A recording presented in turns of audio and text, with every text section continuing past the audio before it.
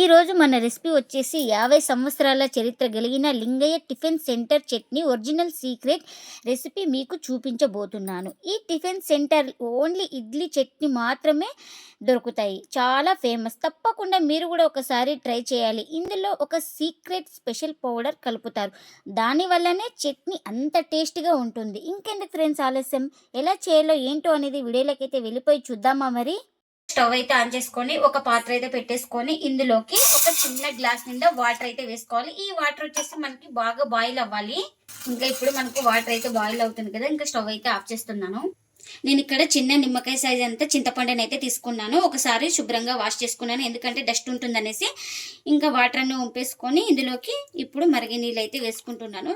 ఇలా మరిగే నీళ్ళు వేసుకుంటే మనకు చింతపండు అనేది ఒక 5 minutesలోనే బాగా నానిపోతుంది. ఇప్పుడు దీన్ని పక్కన పెట్టేసుకుందాం. ఇంకా ముందుగా ఒక కడాయి అయితే పెట్టేసుకొని అందులోకి పల్లీలు అయితే వేసుకుంటున్నాను. ఈ పల్లీలను బాగా ఫ్రై చేసుకోవాలి. ఈ పల్లీలను మనం లో ఫ్లేమ్లోనే వేయించుకోవాలి, ఎందుకంటే మనం హై ఫ్లేమ్లో పెట్టుకుంటే పైన వేగినట్టు ఉంటుంది, లోపల పచ్చిగానే ఉంటుంది. అందుకని మనం లో ఫ్లేమ్లోనే పెట్టి బాగా కలుపుతూ ఇలా బాగా ఫ్రై చేసుకోవాలి. అప్పుడే మనకు బాగా వేగిపోతాయి పల్లీలు అనేది. ఇంకా చూడండి, మనకు పల్లీలు అయితే ఇలా బాగా పొట్టు విడిపోయేలాగా వేయించుకోవాలి. లో ఫ్లేమ్లోనే అయితే ఇలా బాగా విడిపోయేలాగా వస్తాయండి. ఇంకా ఇప్పుడు స్టవ్ అయితే ఆఫ్ చేసుకొని ఒక ప్లేట్లోకి అయితే తీసుకుందాం. ఇంకా ఇదే కడాయిలో ఒక స్పూన్ ఆయిల్ అయితే వేసుకోవాలి. ఇంకా మనకు ఆయిల్ అయితే హీట్ అయింది. ఇప్పుడు ఇందులోకి జీలకర్ర ఆవాలు వేసుకోవాలి, ఒక స్పూన్ దాకా. ఇలా వేసుకున్న తర్వాత ఇందులోకి మినపప్పు అయితే ఒక 2 స్పూన్ల దాకా వేసుకోవాలి. ఈ మినపప్పు బాగా ఫ్రై అయిపోవాలి, మనకు మంచి కలర్ వచ్చే వరకు ఫ్రై చేసుకోవాలి. మనం ఈ మినపప్పును కూడా లో ఫ్లేమ్లోనే ఫ్రై చేసుకోవాలి. మనకు ఇలా కొంచెం గోల్డెన్ కలర్ వచ్చిన తర్వాత ఇందులోకి కరివేపాకును కూడా వేసుకోవాలి. ఈ కరివేపాకును కూడా బాగా ఫ్రై చేసుకోవాలి. ఈ కరివేపాకు కూడా క్రిస్పీగా అయ్యే వరకు ఫ్రై చేసుకోవాలి. అప్పుడే మనకు టేస్ట్ అయితే చాలా బాగుంటుంది. ఇంకా ఇవి బాగా క్రిస్పీగా వేగిపోయినాయి కదా, ఇప్పుడు స్టవ్ అయితే ఆఫ్ చేసుకొని పూర్తిగా చల్లారనివ్వాలి.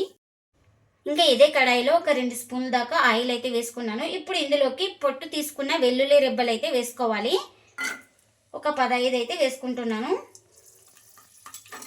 ఈ వెల్లుల్లి రెబ్బలు బాగా గోల్డెన్ కలర్ వచ్చే వరకు అయితే ఫ్రై చేసుకోవాలి మనం.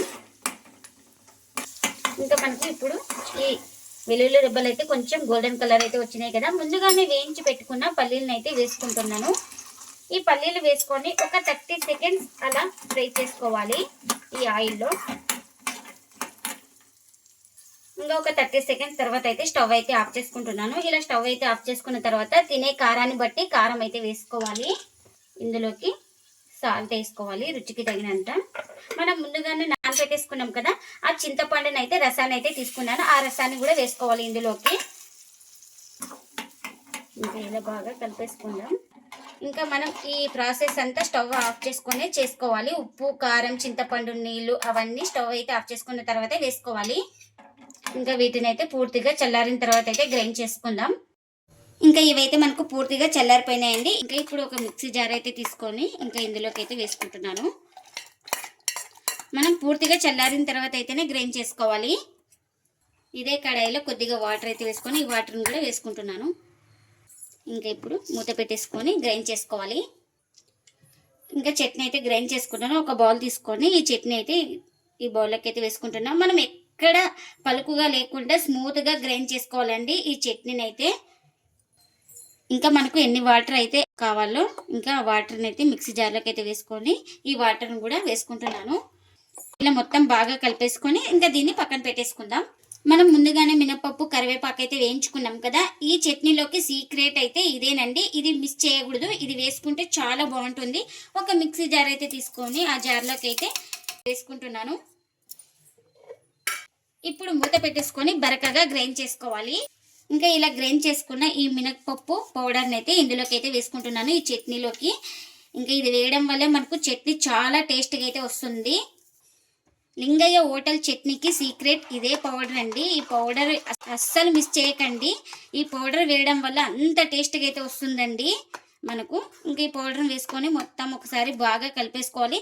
ఇంకా మనకు ఇందులోకి పోపు ఏం అవసరం లేదండి. మనం ముందుగానే అన్నీ వేయించుకున్నాం కదా, వేసుకుంటాం కాబట్టి మనకు దీనికి పోపు అయితే అవసరం అయితే లేదండి. మనకు లింగయ్య హోటల్ చట్నీ అయితే రెడీ అయిపోయింది. ఇంకా ఈ చట్నీకి కాంబినేషన్గా ఇడ్లీలు అయితే చేసుకున్నానండి. ఇంకా ఇడ్లీలు అయితే ప్లేట్లో సర్వ్ చేసుకుంటున్నాను. ఈ లింగయ్య హోటల్ చట్నీ ఇడ్లీలోకి అయితే చాలా టేస్టీగా అయితే ఉంటుందండి. మనకు ఇడ్లీలోకి అయితే లింగయ్య హోటల్ స్టైల్ చట్నీ చాలా బాగుంటుందండి. ఎక్కువ ఇడ్లీలోకే చేసుకుంటుంటారు ఈ చట్నీని అయితే. మీరు కావాలంటే దోశలకు కూడా చాలా టేస్ట్గానే ఉంటుంది. మనకు లింగయ్య హోటల్లో ఇడ్లీ ఈ చట్నీనే ఫేమస్ అండి. చాలా టేస్ట్గా అయితే ఉంటాయండి. చూడండి ఇడ్లీలు కూడా బాగా సాఫ్ట్గా ఉన్నాయండి. మీరు కూడా తప్పకుండా ఒకసారి ఇలా ట్రై చేసి మీకు ఎలా వచ్చిందో కామెంట్ అయితే చేయండి ఫ్రెండ్స్. ఇదండి ఇవాళ వ్లాగ్. ఈ వీడియో కనుక నచ్చితే ప్లీజ్ లైక్ చేయండి, షేర్ చేయండి, కామెంట్ చేయండి, అలాగే లైక్ చేసి సపోర్ట్ చేయండి friends. Thanks for watching. Bye bye.